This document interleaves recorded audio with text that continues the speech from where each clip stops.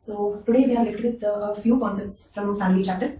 So before we continue with family chapter, I will randomly ask you some questions from marriage and the family topics that we have seen. Okay, then all of you keep responding. So a small revision. Then after, if you have any doubts, you can ask me. Then we will continue with family. Okay. Into this class, I saw the first class recording. Unable to join live. If you are unable to join the live, you can watch the recorded versions. No problem. Okay. So I would like to revise a few things from previous 3-4 classes. Firstly, is clan an exogamous unit or endogamous unit? Is clan exogamous unit or endogamous unit?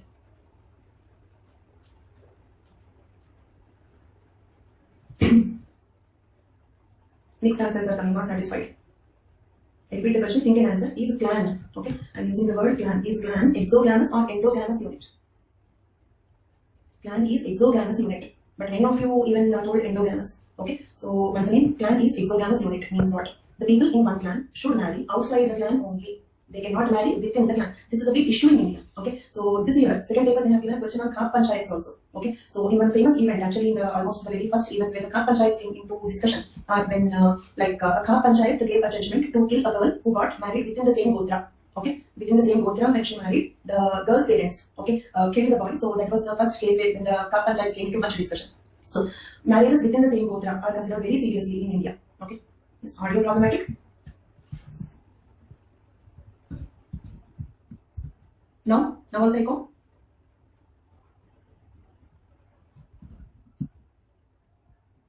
Okay. Okay, so now tell me, is it still echoing or is it okay now?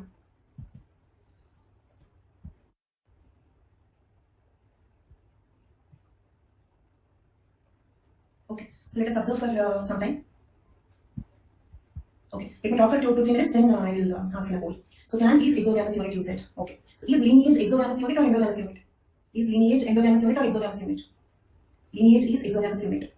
Okay, so one small point to revise is clan. The Indian word for clan is Gotra. Not exactly, but one word in Indian language which is similar to the concept of clan is Gotra. Marriages within the Gotra are considered very seriously in India. There were even instances of honor killings, okay, because the people married within the same Gotra. So clan, lineage are strictly exogamous unit. All descent groups, family, lineage, clan, all these are exogamous units. Then is caste endogamous unit or exogamous unit? Caste. Caste is endogamous unit.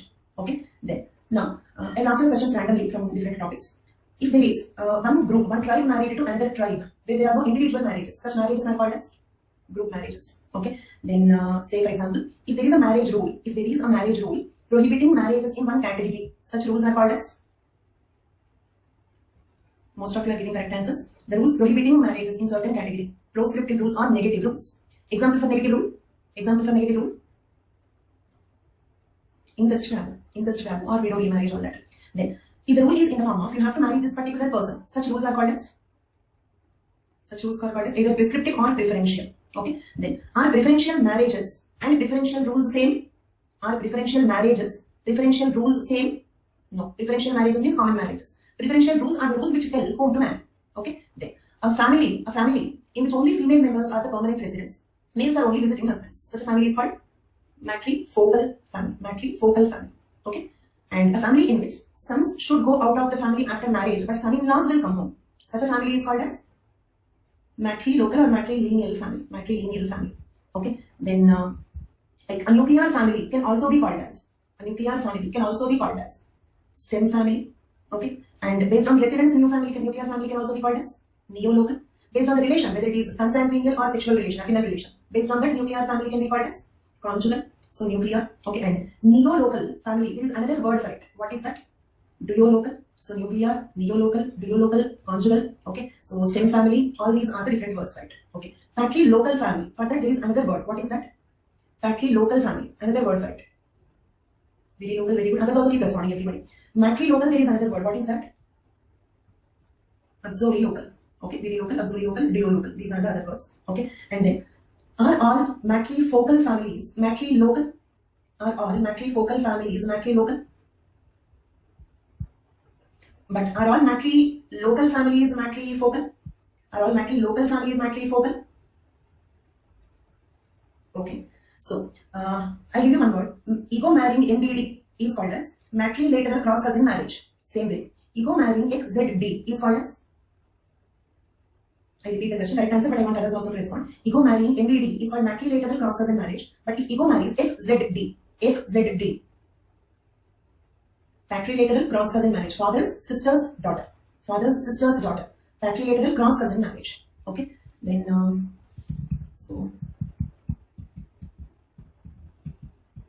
okay. Among Nayars, the family is called. Among Nayars, the family is called. Their lineage is called. Their lineage is called.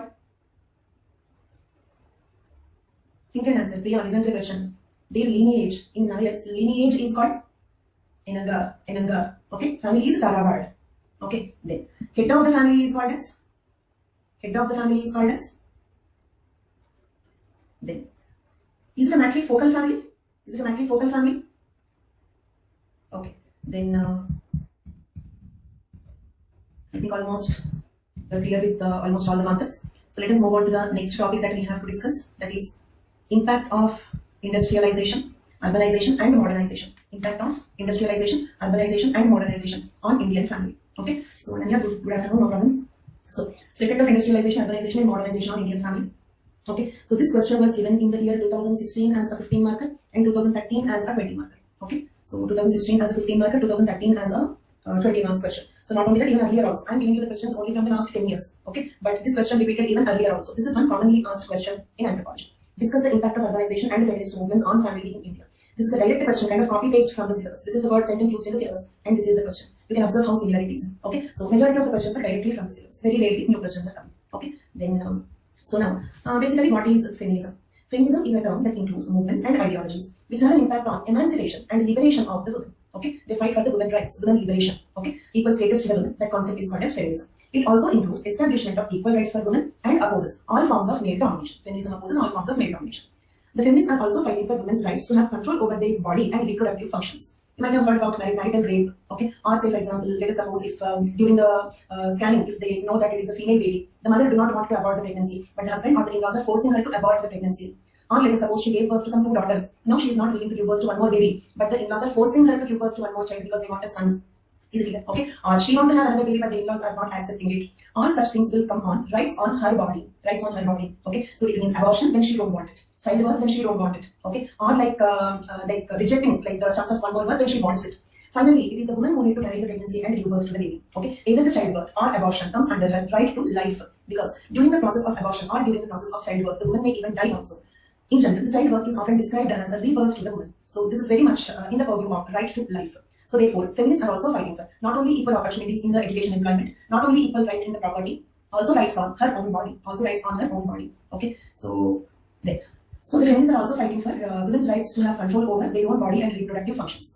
The feminist movements are working towards twin goals. Okay, means there are 2 goals. What are the 2 goals? One is equal rights for women on par with men. Okay, and equal opportunities. Feminists are fighting for 2 goals. What are the 2 goals? Equal rights, equal opportunities. Equal rights, example, right to equal share in the father's property. Equal opportunities, example, okay, fighting for women reservations in the education, employment, or opportunities in different types of employment. Okay, certain risky jobs or more challenging jobs. Okay, where the society's opinion is like only males can do it, something like in military or as pilots. Okay, so opportunities in various fields and sectors, reservations or rights in property. Okay, so all these things. So we have seen 3 points. One is rights on her own body.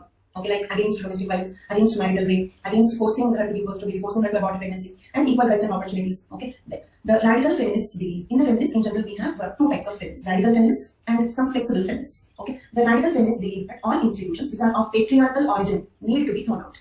All the institutions that are of patriarchal origin needs to be thrown out, discarded. Means what? Monogamy and family. Monogamy and family are the 2 important institutions of patriarchal origin. Okay, because when there is no property, when there is no patriarchy, let us suppose if mother should hand over the property to the daughter, then monogamy is not compulsory. There is absolutely no problem with polyandry if the property goes from mother to daughter, isn't it? Okay, there is no need of monogamy. So the monogamy came into being because of patriarchy, okay, because of 2 forces. 2 forces brought monogamy. One is private property, individual property, instead of common property. Okay, primitive communism we spoke about. In the case of primitive communism, there is no question of individual property. So when there is no individual property, there are no individual wife or husband.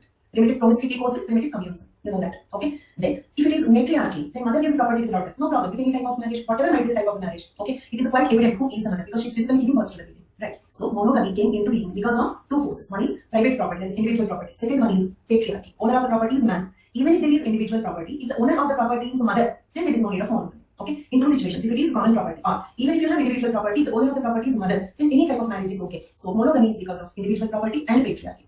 Okay, and the patriarchal joint family or the patriarchal nuclear family, okay, are also because of the patriarchy, patrilocal family, okay, which is responsible for like domestic violence, all these things, okay, which is responsible for domestic violence, all these problems. If the residence is, let us suppose if the girl is living in her own residence, matrilocal residence, domestic violence on her is not possible, okay. So this is how like radical feminists believe that all institutions which are of patriarchal origin needs to be thrown out. There should not be marriage, there should not be a family. Okay, then what it will be? It can be some hostel-like places, men's hostel, women's hostel, they keep meeting occasionally, children will grow in the hostels. Is it clear? So this is the view of radical feminists. Okay, and let me just ask you this. There is a mixed response coming from here. Some people are saying it is stuck, some people are saying no. So like I should go with what? Is it being stuck? Is my AV clear? Audio video? Okay, so if my audio video is clear, please say true. Hold. If my audio video clear. 91%. So the problem is with you. So let me proceed with the class. So more than 90% said audio video is clear. So let me proceed with the class. So now, okay. So this is the view of radical feminists. Then others, that is the flexible feminists, they argue that the marriage, that is monogamy and patriarchal family are okay. Monogamy and patriarchal family are okay, but there should be some changes in that. There should be some changes in that. Okay. So others argue that there should be redistribution of rights. Means what monogamy is okay, but mother also should have some rights on the property, on the decision making, on the children's future, on issues like childbirth, abortion, etc. Man should not be the ultimate source of the power. Monogamy is okay, but there must be redistribution of powers. Earlier, it was like the man was ultimate source of power. The woman was totally powerless in the case of monogamy or patriarchal family. But the flexible feminists demand the redistribution of powers. The feminists are against male-dominated and male-imposed attitudes. Okay, so because of this, now let us see this flowchart. Because of the feminist movement, what happened? It led to women education. Feminist movements lead to women education. Women education leads to women employment. Women employment leads to women empowerment. Okay, because of women empowerment, two types of things are coming. One is new professions are coming. What are these new professions? Let us suppose, like if the women go for job, for their occupation, okay, who will take care of the children? So daycare centers, okay, and same way, if the women are working, who will take care of the old age people? So old age homes, such new professions are coming, or domestic helps, or the domestic cooks. Earlier they used to be chefs only in the restaurants, right? But now most of the middle class, higher middle class people have domestic cooks, okay? And earlier there was no concept of domestic help, okay? Family members used to do the domestic work, but now the domestic maids or domestic helps or the cooks or old age homes or daycare centers, okay? All these are the new professions that came because of the women employment and women empowerment. The family control equations have changed. Family control equations have changed. Means what? Earlier the father or the husband used to have ultimate control over the family, but now the mothers or the wives also have equal control over the family. Even the mother can decide whether to give birth to one more child or not. Even the mother can decide, okay, the children should go for which education. Even the mother can decide about her children's marriage and other events. So the family control equation. And also the mother can decide where they have to live. It means the women can also demand for neo-local residence. Isn't it? Let us suppose they can demand, my office is very far away. Traveling to the office daily and coming back and taking care of children and all is not being possible. If I have to work, my home should be near to my office. This is the demand of the new woman. Is it clear? So earlier, the women did not have that much power or authority to ask for a new residence. Though they had issues with the in-laws, they have to adjust and live there. They do not have right or power to ask for the neo-local residence. But now the women are powerful. They are like employed. They are also equally earning. They are demanding for new residence. This is one reason for increase in the number of nuclear families. Isn't it? Okay. So now, let us see what are the changes that happened to the Indian family system because of the feminism, industrialization, and urbanization. All these factors will cause similar changes in the Indian family system. First one, household. Okay. Then housing. Oh, okay. So actually, like,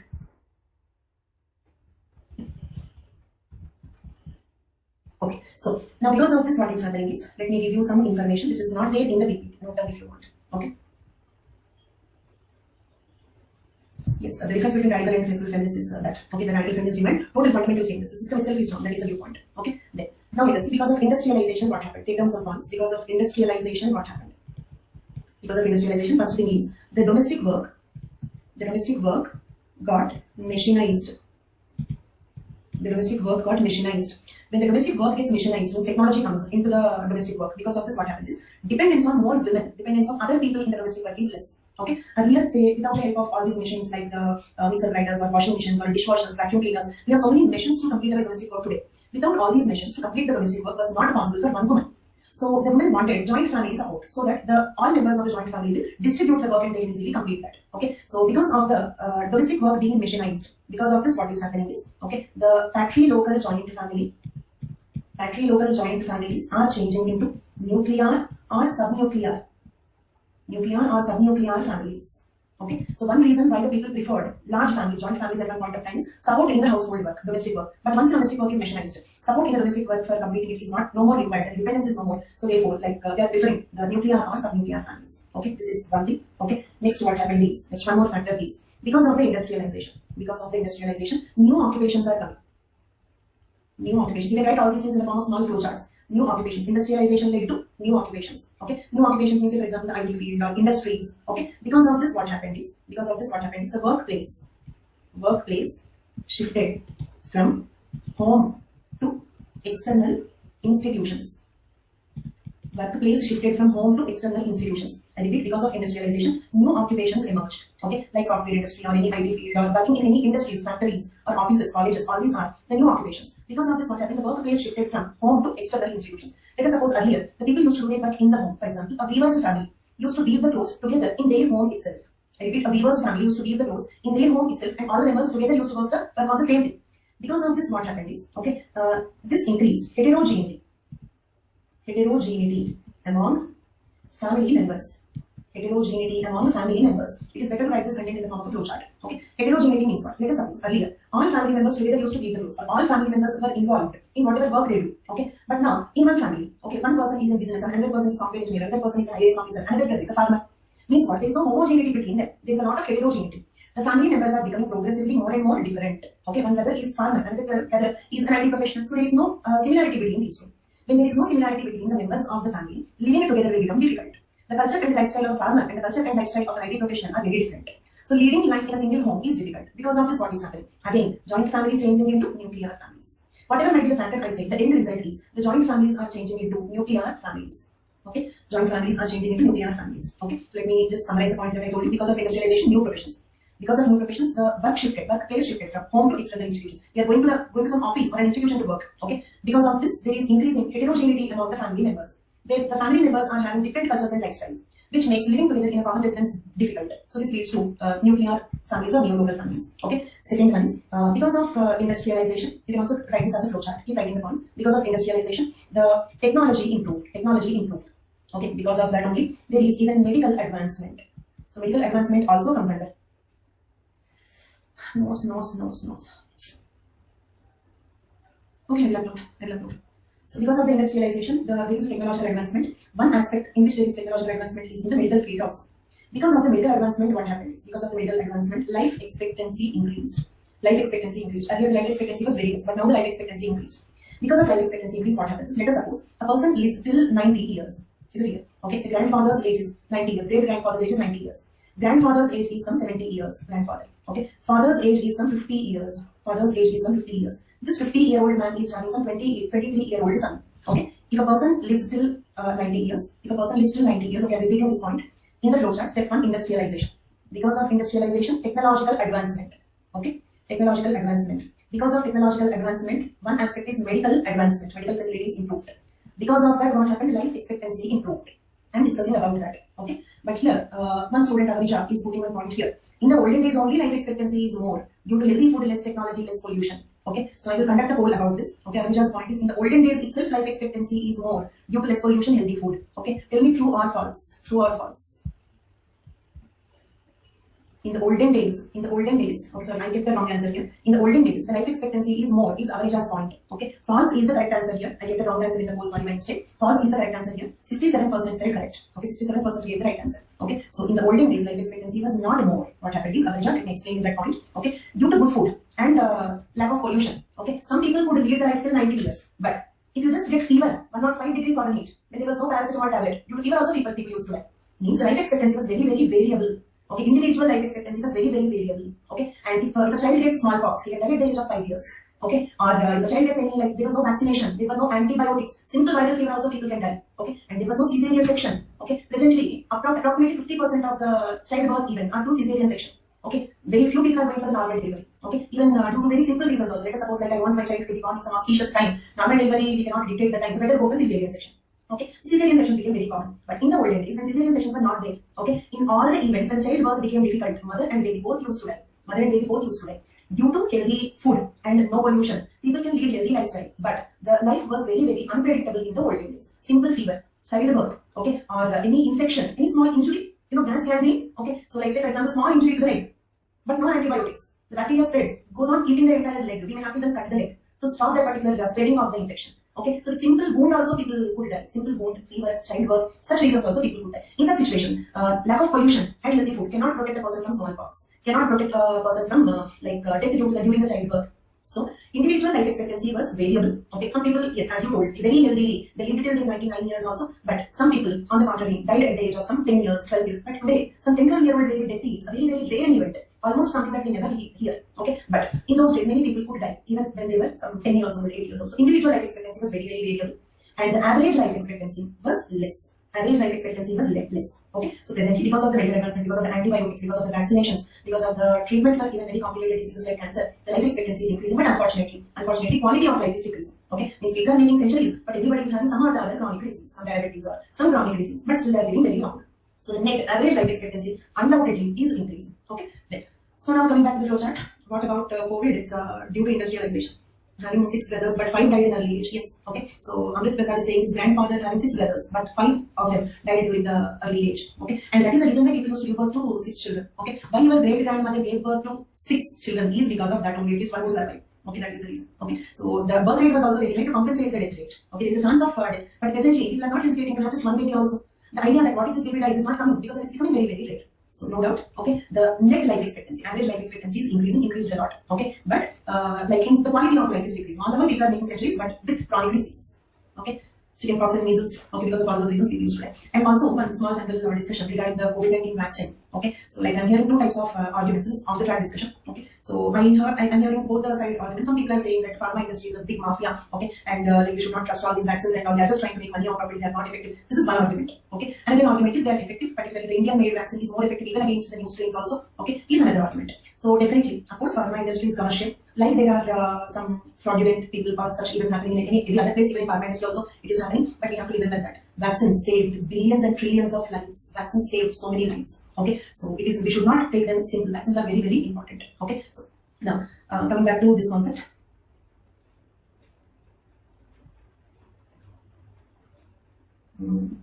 Cancers are increasing, but treatment is also increasing. Finally, concluding statement is life expectancy is increasing, quality of life is decreasing. Okay, because of industrialization, because of all these pollution, global warming, all these things. Okay, then, now look at here. Coming back to our family concept. When life expectancy increases, the situation will be like this. Okay, a 50-year-old man is having a 70-year-old father, 90-year-old grandfather. Okay, then having a 23-year-old son, and he belongs to middle class, not very rich. Okay, now tell me, whatever minimum resources he is having, do he need to spend them on the education and settlement of his son, or treatment of the father and grandfather? Moreover, we just understood that the quality of life is decreasing.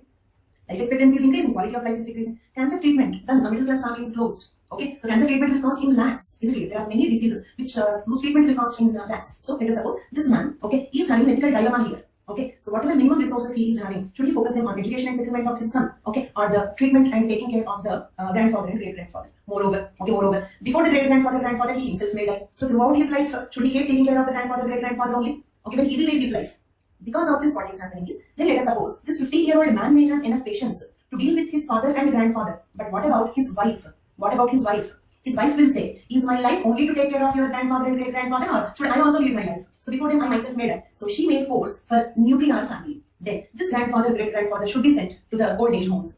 Okay, because the father may to some extent, because out of affection or out of attachment, he may prefer to take care of them. But finally, the wife also should cooperate. Okay, she will not have that much affection towards them. Moreover, their treatment, their way of treating that woman also might be different. They might have even troubled her during her young age. Okay, so because of this, what is happening is also the generation gap is increasing. The lifestyle of the older generation and this 23-year-old boy, this 90-year-old man lifestyle is very, very different. Okay, because of this generation gap, also living together is becoming difficult. So the summary of the flow chart is because of industrialization, technology is increasing. Okay, because of that, there is medical advancement. Because of medical advancement, life expectancy is increasing. Because of increase in life expectancy, okay, the generation gap between family members is increasing. Okay, and also because of that, the burden on younger generation is increasing. They have the burden of taking care of their parents, grandparents, their children. Okay, but one person cannot support 3 generations. So the burden on younger generation is increasing. Okay, so because of this, what is happening? Again, joint family is changing into nuclear family. Okay, then one more aspect is because of the feminism and industrialization, women education is increasing. Because of women education, women employment, women empowerment is increasing. Okay, so because of that, what is happening? Joint families are changing into nuclear families or even subnuclear families. Joint families are changing into nuclear families or even subnuclear families also. Okay, why subnuclear families? Because the divorce rate is increasing. Okay, one reason for the increase in the divorce rate is because of the women education and women employment. Okay, Ramnarayana, which part you want me to explain again? This one, feminism and industrialization. because of feminism and industrialization, what is happening is women education. Okay, and how industrialization can lead to this? What is the link between industrialization and women education? Can anybody answer this? What is the link between industrialization and women education? Industrialization and women education. Why women education should increase due to industrialization? Primarily in India, my particular point is, if it is Vedic education, reading Vedas, previously, were the women permitted to read Vedas? No. So, as long as we had Vedic education, there was no women education because women were not permitted to read Vedas. Okay, then. So, now, because of industrialization, what happens is, Vedic education became technical education. Agreed? Because of industrialization, Vedic education became technical education. We are not reading Vedas today. Okay, so we are studying some engineering, some technology, some IT, or some biotechnology, not some technological subject we are studying. Okay, I repeat the point. In India, Vedic education was not permitted for the women, not only women, lower caste people also. Okay, Sudras. So because of industrialization, what happened is Vedic education converted to technical education. Technical education is not only permitted for the women, even reservation is given to the women. Okay, opposite, exactly opposite. Vedic education, women are not permitted to read. Technical education, not only permitted to read, even they have reservations in that. Is it clear? So technical education led to women education. Technical education led to women education. Women education leads to women employment. Okay, see, industrialization, Vedic education changed into technical education, that led to women education, that leads to women employment, women empowerment, that makes joint family into nuclear or subnuclear families. Clear? Same way, women education, women employment can also be due to feminism. So you can draw a flowchart like this. And when you draw the flowcharts, circle them so that it looks like a flowchart. Circle or box them so that it looks like a flowchart. Okay, so feminism and industrialization both are leading to women education and women employment. Because of that, what is happening is the joint families are changing into nuclear and even subnuclear families. Joint families are changing into nuclear or subnuclear families. Okay, and one student was asking me whether there is any case study for this. We will not have case studies for such topics because a case itself means a deviant unit. Means what? Say for example, monogamy is not a case, polyandry is a case. Okay, case means something unusual, something special. So that the anthropologist will get curiosity to read that.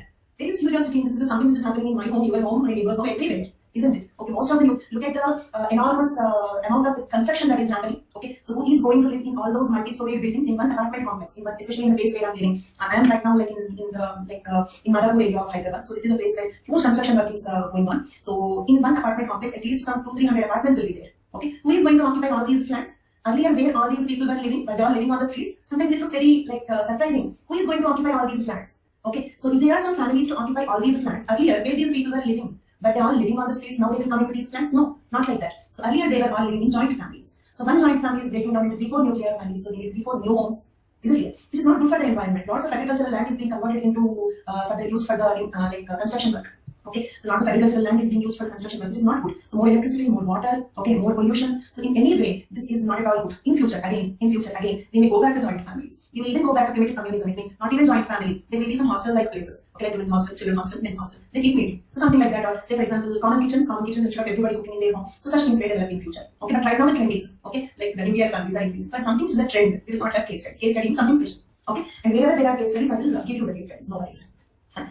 So not good for food production. Anyway, like by all means, whatever, like the groundwater is depleting, pollution is increasing, agricultural land being wasted. Okay, so that's not good for moreover, earlier the grandparents used to take care of the children, but the grandparents are in old age homes, children are in daycare centers. Okay, so both are losing their emotional connect. So definitely in the near future, the system is again going to, it's not a viable thing. It's not a viable thing. Okay, so yes, circular. There is one concept called as neo-evolutionism. Neo-evolutionism. Use the word once. We will study about this in theories chapter unit 9. Neo-evolutionism says that the cultural stages or our habits and all will come back circularly. Okay, it means, for example, presently there is primitive communism. Again, communism may come. Is it clear? Or say, for example, today it is joint family. Joint family became nuclear family, and again became joint family. Is it clear? The habits or cultural practices can come back circularly. For example, some old fashions will become the new fashions once again. They will come into fashion once again. Something like that. Yes. Okay. So this is what is called as neo-evolutionism. So we will go back. Wait and see, that's all. So this is how you can write any content, any paragraph can be converted into flowcharts. Okay, you need not collect flowcharts, you have to learn making flowcharts. So the same information can be written in the form of a flowchart, like paragraph also, but you can convert it into flowchart. Okay, like this, right? So finally, because of feminism, industrialization and urbanization, what is happening to the Indian family system? Okay, so the Indian family system originally is a patriarchal joint family system that is changing into nuclear and subnuclear family. Okay. Yes, if you write the answer in the form of a flowchart, the words in the flowchart also will be counted. The words in the flowchart also will be counted. Okay, if it is a diagram, that is a different thing, but whatever words you write will be counted. And if you write something in the form of a flowchart, you need not repeat this again in the form of a paragraph. Okay, some part of the answer you prefer to write in the form of a paragraph, the other part, some part of it, try to put it in the form of a flowchart. Okay, don't write the total answer in the form of flowchart. Total answer should not be written in the form of a flowchart. At least some around 60% of your total answer sheet should be in the form of writing paragraphs or points. 40% of your total answer sheet can be in the form of flowcharts. Okay, so should be eye-catching because an examiner, let us suppose when I evaluate some 50-60 answer sheets, I will not have patience to read the answer sheet completely. Okay, same way when an examiner is evaluating some hundreds of answer sheets, obviously he will not have patience to search for the points in your answer. It is not the duty of the examiner to search for the points in your answer. It is our duty to show him the points that we have written. So the flowcharts. Okay, the flowcharts purpose is that. Okay, at a glance he can understand what we have written. Okay, so and also like in the case of scarcity, that is like you know a lot of content, but you have only write the only 150 words, and also you can use flowcharts. Okay, fine. So this is the impact of feminism and industrialization on Indian family system. Next topic we have is family, household, domestic groups. Family, household, domestic groups. Okay, so before that, let us go through the syllabus once. In the syllabus, what all we have completed. Let's have a small recap in that. Okay, 2.4 family. This is what we are discussing. Definition and universality completed. Okay, then functions of family completed. Functions of family completed. Types of family completed. Okay, all of you check the syllabus as I have done for the marriage chapter. Now we are doing the family chapter. Reading out the syllabus in family chapter so that if there is anything left over not clear, we can again make sure of it. Types of families. I'll ask you some questions. You'll be quickly responding. Okay, from the perspective of structure. From the perspective of structure. Okay, what are the types of families? All of you. Structure means what? I think I did not use the word structure. Structure means what? Composition. Structure. The word used in the syllabus is structure. And the word I used for that is composition. Okay. So joint family, extended family, nuclear family, subnuclear family. Okay. So extended family, matrilineally, extended family, patrilineally, extended family. Depending on who are the members of the family. Depending on who are the members of the family. Okay. It is called from the perspective of structure. Okay. From the perspective of marriage, what are the types of families? From the perspective of marriage, what are the types of families? Monogamous, polygamous. Okay, we should not say monogamy. That is type of marriage. We have to say monogamous family, polygamous family.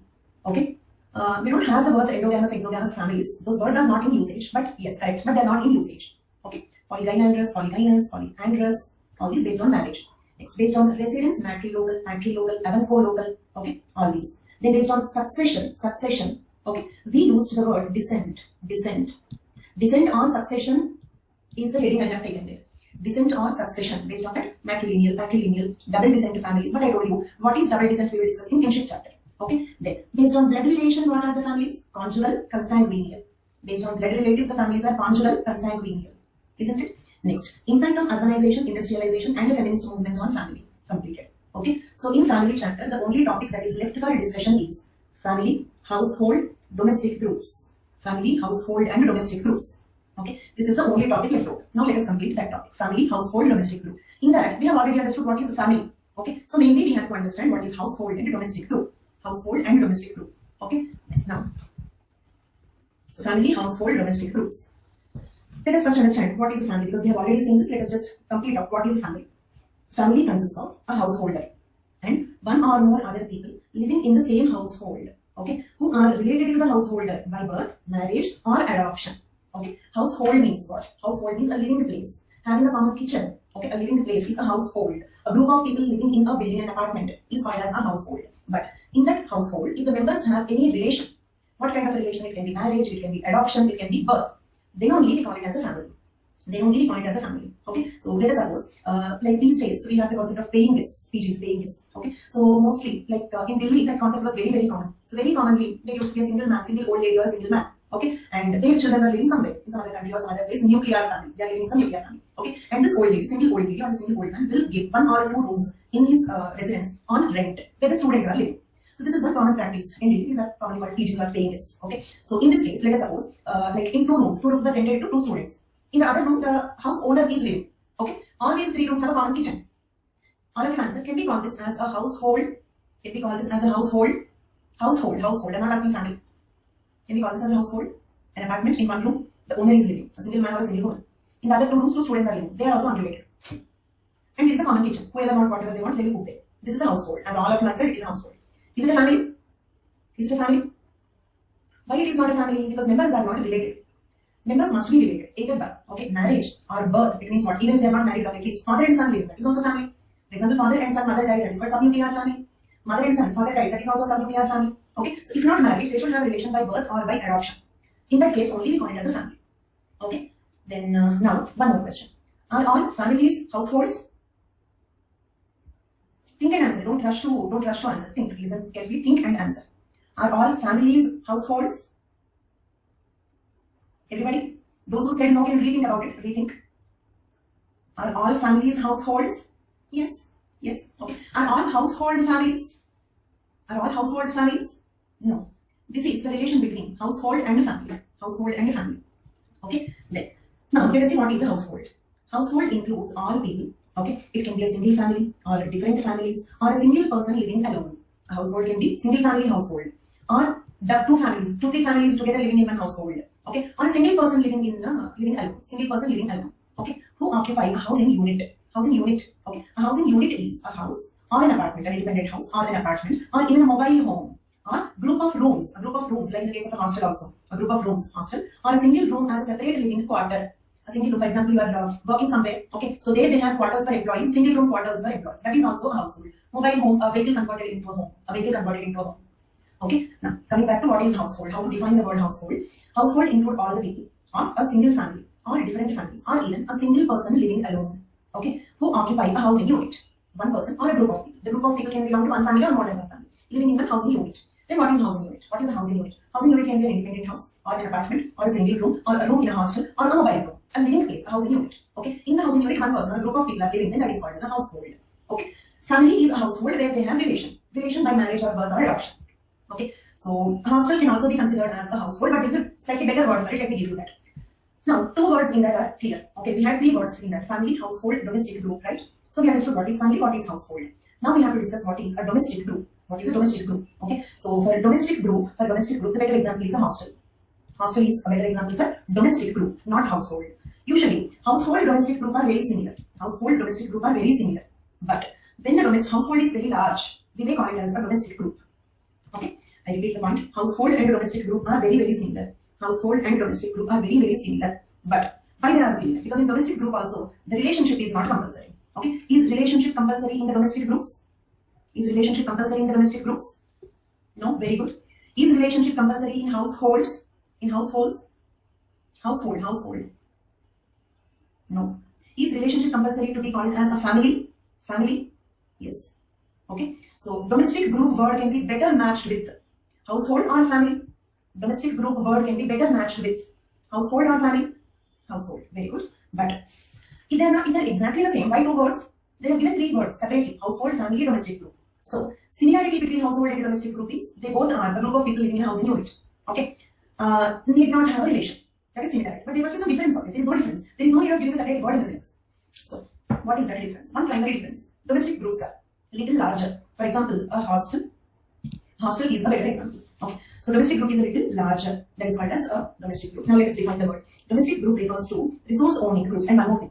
You should not consider the definitions to be standard or unquestionable. Nothing like that. Definitions can be wrong. For example, here there is something called resource owning group. But this is one definition, that's all. In fact, all domestic groups need not be resource owning groups. For example, there is a hostel. Okay. So are all these people owning the resources? Are all of them owning the resources? No. In marriage and family definitions itself, I told you very clearly that definitions are not universal. Marriage is universal, but the definition of marriage is not universal. Family is universal, but the definition of family is not universal. Not only the definition of marriage and family, no definition is universal. So you need not take the definition so seriously in understanding the concepts. But definitions are important to write the answers. When you are understanding the concepts, they in fact have a negative effect. Okay, the definitions can be misleading. Okay, all domestic groups need not be resource owning groups. But here the definition is given like that. It's okay. It need not be a universal truth. Definition is not a universal truth. Okay, so domestic group refers to resource owning groups. Member of domestic group pool together and contribute their part of labor and do various kinds of production activity based on division of labor, especially on age, gender and position status of member. They also have political functions. They train individuals. They have political functions. They train individuals. So the best example is, can anybody tell me what is the best example for domestic group? I mentioned that word only once in the earlier classes. Hostel, okay, but that's not the best example according to this definition. Because in hostel we don't have division of labor. All members living in a hostel are not resource owning groups. Hostels do not have political functions. Okay, so there is nothing like training the individuals. All these criteria are not matching. So what is a domestic group? Youth dormitory. Okay, Pragya Singh, correct. Youth dormitory, Gurukul, youth dormitory. Youth dormitory among tribals is the best example. Okay, now let us discuss about youth dormitories. After youth dormitories, I will come back to domestic group once again. Then it will be more clear for you. Okay, because sometimes examples will give us more clarity than definition. Examples will give us some clarity then definition. So let us see what is youth dormitory, then we will go back to what is domestic group first again. But I am discussing the youth dormitory as an example for domestic group. Okay, all of you, youth dormitory is an example for what? Youth dormitory is an example for domestic groups. Fine, okay. So within the tribes, there is a system of community living called dormitories. Dormitories are communal living space for youth of Indian tribes. Communal living place for the youth of tribals. For the youth of tribals. I'll give you one best example for youth dormitory in Garo tribe. Okay, but you need not write, listen and remember, because this case study will be given in the kinship chapter. Okay, it is there in kinship chapter, so you need not write it, just listen. In Garo tribe, there is a youth dormitory only for boys. Only for boys. That is called Nok Pande. That is called Nok Pande. Okay, because Garo is a matrilineal tribe. Garo is a matrilineal tribe. Okay, and because it is a matrilineal tribe, in their culture, the boys do not live in the families. They stay, and boys go to the Nok Pande at the age of 5 to 6 years. At the age of 5 to 6 years, okay. At the age of 5 to 6 years, they go to the Nok Pande, and they have to live there itself for the rest of their life. Okay, they are permanent residents of Nok Pande. Okay, then the family here is matri. All of you, Garo family,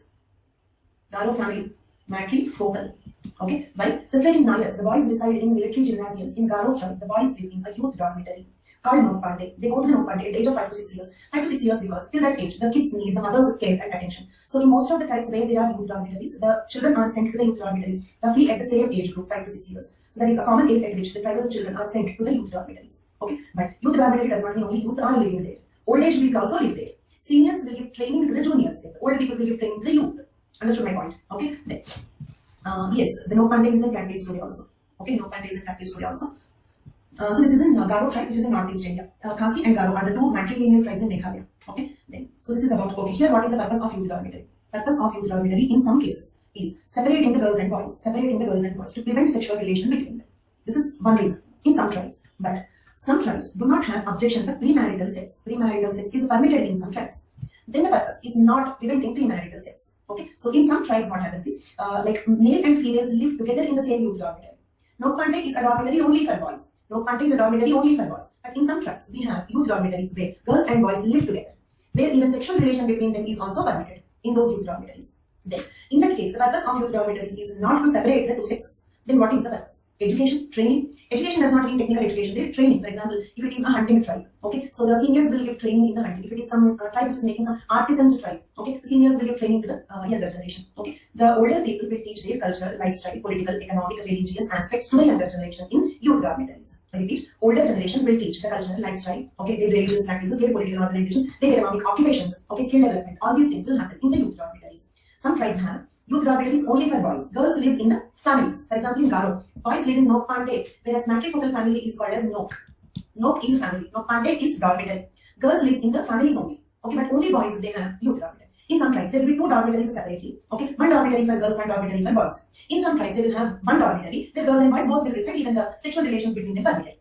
They don't have objections on, not all the tribes. Some tribes do not have objections on premarital sex. Of course, in a particular tribe, if there is objection on premarital sex, obviously they will have separate youth dormitories. Is it clear? If premarital sex is not permitted, then they usually have separate youth dormitories. Okay. Now let us read out a few points about youth dormitories. Within the tribes, there is a system of community living called dormitories. Dormitories are communal living space for youth in Indian tribes. Next, characteristics of youth dormitories. And it was a previous question also. But it was a previous question in paper 2. In paper 2, tribal anthropology, they have given this question, not from paper 1 family unit. Understood? Okay. Youth dormitory as a tribal organization. That is a previous question in second paper from tribal anthropology. Okay. So this is important both from tribal anthropology and also from family chapter as an example for domestic groups. Are you all following? Thank you so much. Then, now, characteristics of youth dormitories. First one, safety. How safety? Let us suppose in these tribes, sometimes what happens is one tribe will attack on the other tribe. Say if it is a pastoral tribe, one tribe will attack on the other tribe and will grab their herds of animals. Understood? Okay. One pastoral tribe attacks on the other pastoral tribe and try to grab their herds of animals. Okay. So like this, when other tribe is attacking, we have to defend ourselves, right? Let us suppose if all the young boys are happily, comfortably sleeping in their homes, if another tribe attacks, who will protect? They cannot be quickly organized, right? Somebody should knock every door and search where all the young boys are so that they can defend the tribe when other tribe is attacking. Understood? But if all these young boys are living in a single place called a dormitory, means they are organized as a force. They are organized as a force, ready to attack, okay, ready to defend the tribe if other tribe is attacking. Okay, so this is a kind of an organized force. That is how the youth dormitories will offer safety to the tribes. Usually youth dormitories are built, okay, at the outskirts of that tribal village or hamlet. Okay, so in one particular place, some 50-60 huts are there where all of them are living. One larger hut for youth dormitory will be at the end, any one end outskirts of that particular colony or hamlet or village, whatever you call. Or they are present at the center of the village. Is it clear? So in both the cases, they can help in defending the tribe when the other tribes attack. This is one aspect of safety. Since dormitories are usually at the center of a tribal community, it is thought they were created to have warriors organized together and ready at a moment's notice. In 1 minute, they are ready to fight. Okay, in the times of battle. Next, community. The dormitories create a sense of community and help ensure the longevity of tribe and its culture. Okay, in a youth dormitory, when professionally the older generation is training the younger generation in their cultural practices, the culture of the tribe continues for a longer duration. Longevity of their culture. The youngsters will better learn their culture. They learn community living. Okay, the bond between the entire tribe strengthens, isn't it? Because in the youth dormitory, the boys from all the families live there. Okay, and when there are 50 families, there will be only one youth dormitory. Remember, there are not many youth dormitories. No Pante is a single dormitory in the Garo tribe. Okay, or if the village size increases, say for example, Garo tribe is distributed in some 4-5 villages, then you may have one youth dormitory for each village. Okay, it's not that one dormitory for each family. We will not have one dormitory for each family. Okay, in the entire community, all the boys, to whatever family they belong to, will live in the youth dormitories. Okay. This topic we will not study again. Youth dormitories topic is studied here only. But of course, Garo case study we have in kinship. But youth dormitories I will not repeat again in tribal anthropology. Okay. Then who provides resources to pregnant women and her child before 5 years age? Okay. Other women or husband allowed to return them. I'm going to tell you that. I'm not getting its characteristics. You're not getting its characteristics. Ananya. No, Kante spelling what you have written is correct. Okay, Chandni spelling you have written is correct. Ananya, you did not understand safety. Simply, let us suppose all the boys are sleeping happily in their homes. Assume like this. Suddenly another tribe is attacking. Okay, let us suppose somebody noticed that other tribe is attacking. Then you need to call the young boys from all the homes, isn't it? You need to call the young boys, gather all the young boys from all the homes. If all young boys of that village are living in a single place, it is like a force, like military, like a force organized, okay, ready to attack at a moment's notice. In 1 minute's notice, they are ready to attack, ready to save the tribe. Safety of the tribe. Youth dormitory is important for the safety of the tribe, right? Okay, next.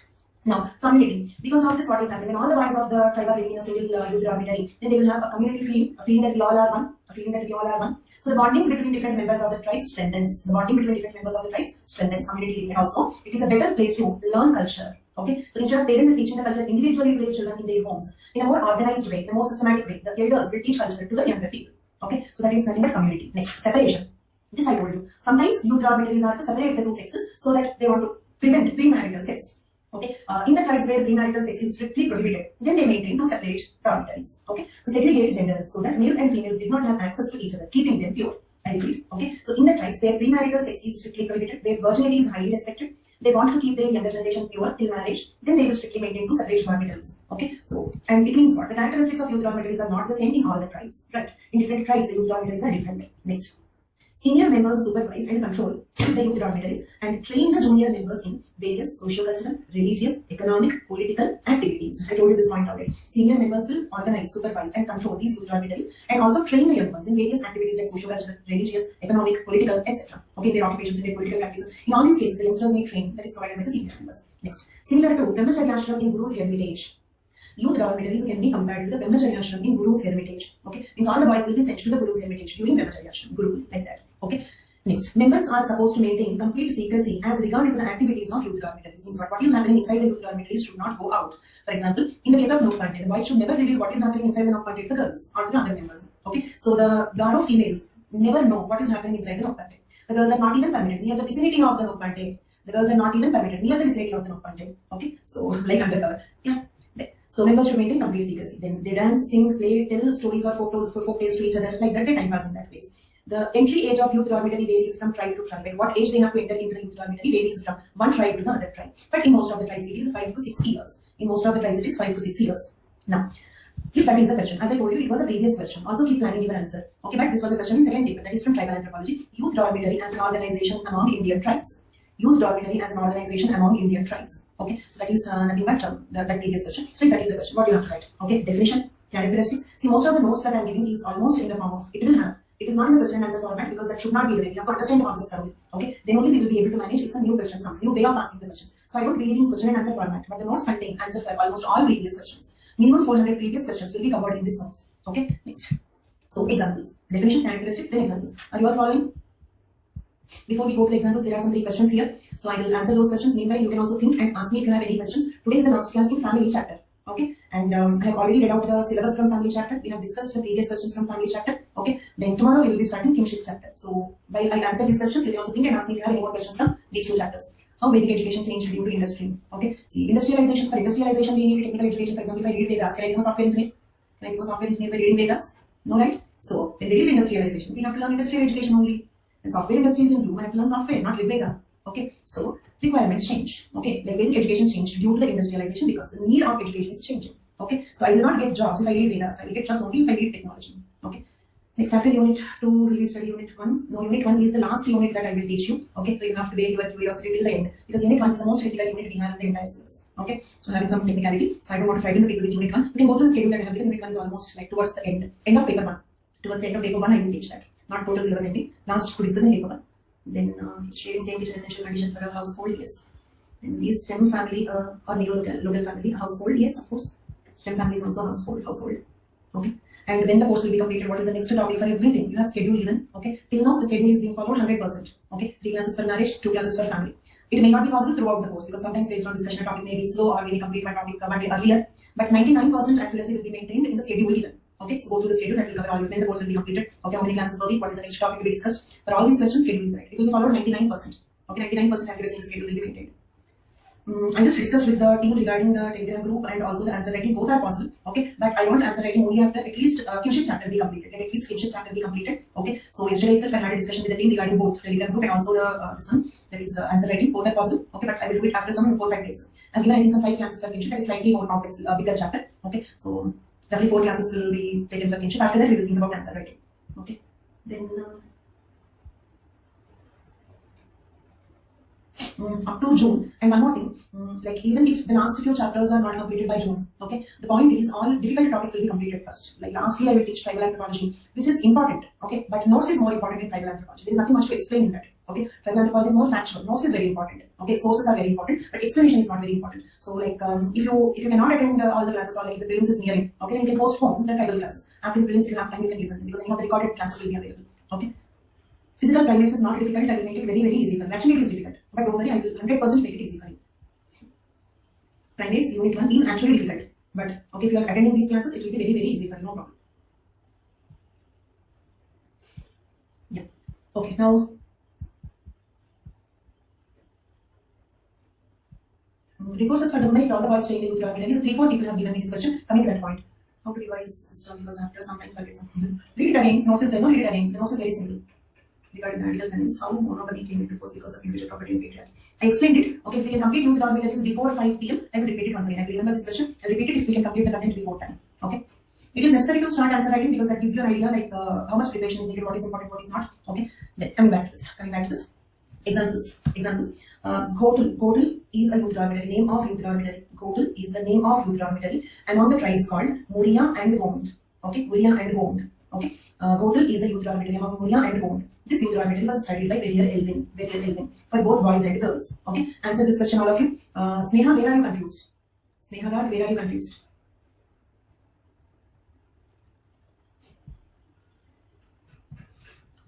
Okay, and as far as possible, no internal discussions between you people. Yeah. Okay, so see, one small thing is, if you are discussing among yourselves, then I will not be able to follow your messages. Okay, then I may miss some important questions or because question section I'm not like maybe at the end of the class I will check it once, but like messages I'm constantly seeing. If you involve in some other discussions during the class, one disadvantage is you will miss some points which I'm teaching you. Second thing is I will miss some important messages that the people are giving. Okay, so from both the points it's not like very convenient. Okay, so I can avoid seeing these, but the way the communication between us will not be there. So I want to see them. So please maintain only important things here. Next, so what is the name of the youth dormitory in Muria and Gond tribes? Leave about FZD, Sneha. Sneha, leave the FZD. Come back to youth dormitory. Okay, and the point is it is for both girls and boys. It is for both girls and boys, which means in those tribes. Premarital sex is not very strictly prohibited. Okay, premarital sex is not strictly prohibited. Next, no Pandey, the example that we have already discussed. In Garo tribe, it is only boys. Only boys. Okay, then now I will come to that question.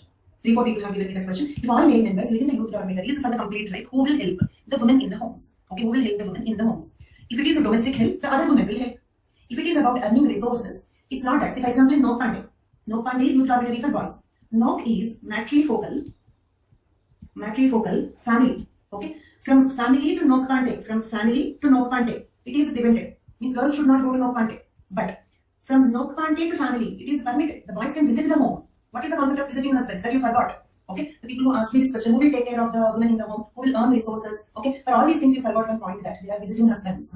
In matrifocal families, women are the permanent residents and men are the visiting husbands. So it means, okay, not only visiting husbands means you need not go to Nambutri current. Okay, so let us suppose in the case of Garo tribe also, in Garo tribe there is no polyandry. In Garo tribe there is no polyandry, only one marriage. But the husband is visiting husband. Understood my point? Only one husband, only one visiting husband. Okay, so from the Nokpante the boys can visit the home. Okay, and they can even have meal there. They can eat, but go back to sleep over there in the Nokpante. Most of the time is spent in Nokpante, but they can visit the home. They can even have evening meal with the family members and go back to the youth dormitory. Okay, so don't worry about the resources. Don't worry about those women. Those women will be taken care by the women. Okay, then come to their home. Yes, do their works, but stay in the Nokpante. Residents there can come here, spend some time there. Okay, then what is the use? What is the use means what? Let's say for example, it's not that. Let us suppose in the Nokpante there are 100 young men. All 100 young men will not go to the home at once. Okay, one boy went to the home. Remaining 99 people are organized as a military there itself. Okay, so the people organized in one place as a youth dormitory function is being fulfilled. Whenever they want, they can go home and come. See, for example, you are staying in a hostel, but occasionally you will go home. When you go home, what is the use of staying in a hostel? Don't stay in the hostel. Did you understand my point? Okay, so when the people stay in some Guru's Hermitage or hostel or whatever it is, it does not mean that they break complete connections with the family. If they do not break complete connections with the family, it does not mean staying in a hostel is waste. Okay, if you are staying in a hostel occasionally for some festivals or having a meal or something, if you go to your home, it does not mean that you are staying in your hostel is wasted. Okay, no, they do not get any salary for staying in youth dormitories. That is a community responsibility. Right. Now, 2 examples we have seen, now more examples. It is called Morung. Morung is boys dormitory, Yo is girls dormitory among Konyak Nagas. Tribe name Konyak Nagas. Among Konyak Nagas, Morung is boys dormitory, Yo is girls dormitory. So they have separate dormitories for girls and boys. Garo, boys dormitory is there, girls dormitory is absent. Muria and Gond, okay, for boys and girls together. So you can observe that the youth dormitories are not the same, okay, in all the tribes. Same way in Lakshi tribe it is called Zalbak. In Dimsa Kachari tribe it is called Nadrang. Among Godayon tribe it is called Dumpuria. And this youth dormitory was studied by an Indian anthropologist called S.C. Roy. Okay, and it is called Rangabang among Bhotia tribe, and it is called Ichuki among Andavi Nagas. Okay, so and if you want to elaborate on one of the youth dormitories, okay, complete case study on Nokpante in Garo tribe is given in kinship chapter. Here I have given only examples, but if you want to elaborate on one youth dormitory, further you can elaborate on Nokpante, which we study in Garo tribe. Okay, in kinship chapter. Okay, so that's all. With this we completed family chapter. Family chapter completed. Okay, now let us discuss one previous question here. 2020 previous question. Okay, impact of, note down this question if you want.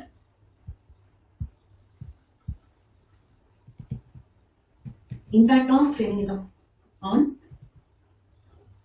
universality of marriage. This is 2020 previous question. Okay, so we have studied in family chapter we have seen impact of feminism on Indian family. In family chapter we have seen impact of feminism on Indian family. Okay, but in 2020 the question is impact of feminism on universality of marriage. If this is the question, what you have to write? Okay, write down the checklist, what all you have to write. I'm giving you the structure. Okay, write down the checklist. First, you write a few points about feminism. Okay, then means the content we discussed in impact of feminism on Indian family, that can be written there. What is feminism? What they fight for? Okay, why they discard the monogamy? Okay, then after you write these points in the introduction, then you have to write. First, you have to write that. Okay, presently, marriage is a universal social institution. Presently, marriage is a universal social institution. Then, in marriage chapter, we discussed why marriage is a universal social institution. Okay, like for example, it fulfills some biological needs. Okay, which are universal. Marriage fulfills certain biological needs, which are universal needs. So marriage is also universal. Same way. Okay, we have different types of marriages in different societies, but in every society there is one or another type of marriage. So marriage is universal. These points I did not give in marriage chapter, but I have given them in family chapter. I need you to write also. So write down 1 or 2 paragraphs about why marriage is a universal social institution. Means in the first part, in 1 or 2 paragraphs, you will write about feminism. In the second part, in 1 or 2 paragraphs, you will write why marriage is a universal social institution. The functionalist explanation of universality of marriage. Okay, that is marriage fulfills certain universal biological needs, so therefore marriage is a universal social institution. Then in the third part, you write impact of feminism on universality. First, what is feminism? Next, what is universality? Then, how this will impact this. Did you understand? 3 parts. First, what is feminism? Second part, what is universality of marriage? Third part, okay, what is the impact of feminism on universality? For example, then what you can write is, after that what you can write is, okay, we have seen this, right, because of feminism, women education, women employment, women empowerment increasing. So because of that, okay, the joint families are changing into nuclear, okay, but subnuclear families, okay, means what, the divorce rate is increasing, and also the living relations, you can draw this flow chart, okay. So feminism, because of the feminism, women education, women employment, women empowerment are increasing. Because of women empowerment, because women are becoming independent. Because women are becoming independent, one is the divorce rate is increasing. Second one, living relations are starting. See, the marriage is replaced by living relations. Listen to this conclusion very carefully. Okay, conclusion is, if marriage is replaced by, living relations, marriage may not continue to be a universal social institution. Understood? Okay, so conclusion is, write down if you want, if marriage is replaced by living relations due to the impact of feminist movements, then marriage may not continue as a universal social institution. Also, if you remember about the radical feminists, okay, they want to discard, radical feminist argument is to discard the social institutions of patriarchal origin. Okay, radical feminists want to discard the social institutions of patriarchal origin. So either if they discard marriage, family both in fact, then marriage or family may not continue as universal social institutions. At least in some advanced societies, we may get some alternatives to marriage like living relation. Understood? This is the answer for debate answer. Okay. Due to employment stress is increasing here, more dependence on emotional support. Doesn't this increase universality? But is that happening? If that is the case, divorce rate should decrease, right, Sneha? Sneha, if your point is right, the divorce rate should decrease. But is it increasing or decreasing? When people are in frustration, they fight. Okay. Unfortunately, people do not know how to enjoy the emotional support. When they are in emotional stress, they fight and increase the emotional stress. Okay, this is something unfortunate. If your point is right, Sneha, the divorce rate should decrease, but it is increasing. Marriages are becoming more fragile. Due to emotional stress, if you need more emotional dependence, marriage is not stabilizing because of that. That is a common observation. Okay. And Divya is saying that emotional support can come from other sources also. Then it was like, I get stressed, I get married. Then because of marriage, your stress increased. Understood my point? Okay, so yeah.